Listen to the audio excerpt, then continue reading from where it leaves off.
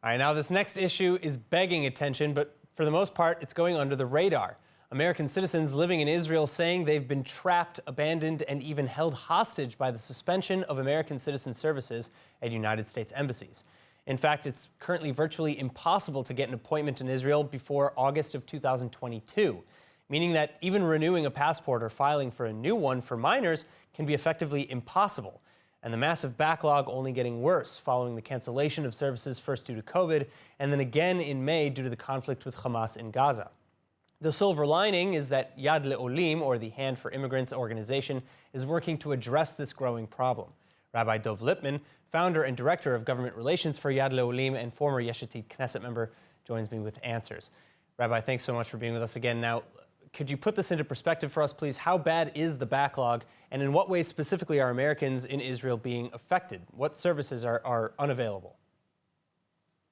So the backlog is in the tens of thousands. American immigrants to Israel, we call them olim, who maintain their American citizenship. And in order to travel, they certainly need their American passport, because on their Israeli passport, they would need a visa to travel to Israel, which they don't have.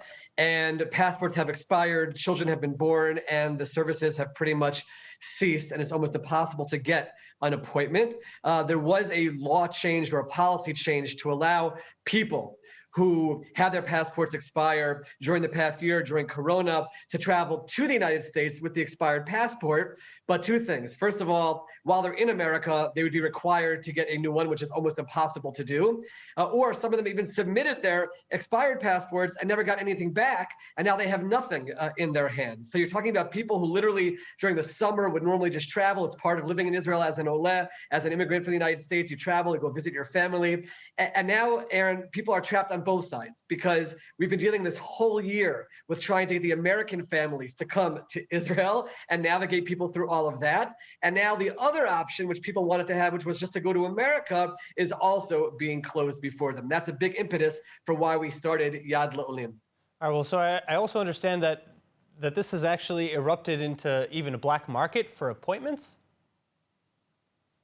So I don't even know exactly how this works. I have been told about certain people who are able to help with appointments, and I don't know what they exactly did. They got appointments, sort of bought a bunch en masse, ordered a bunch en masse, and then they're selling them.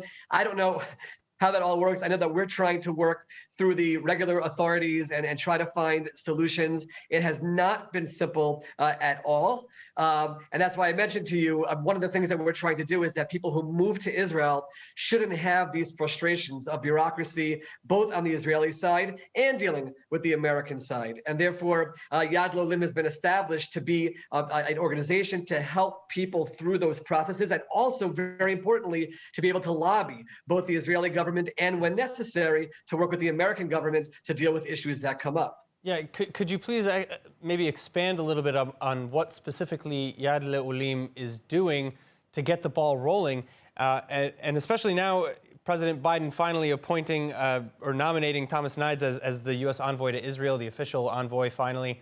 Do you think that might change anything on the ground? It will help, because having an embassy staff to deal with will make a big difference. In the past, when we had issues that came up, we had an ambassador, his staff, people who we were able to make contact with to deal with any issues that came up. So we've been waiting for a new embassy staff to come in, and then obviously we'll go and meet with them and try to make sure that these issues don't happen in the future. And by the way, I'll just mention, we're in the middle of a campaign right now, just to make sure we have those services available. It's yadlaolim.org/donation. For anyone who is either someone who moved to Israel or family overseas who wants to see an organization that's available to smooth out all the bureaucratic issues and all the government-related issues. That's what we're trying to provide for both the immigrants and their families.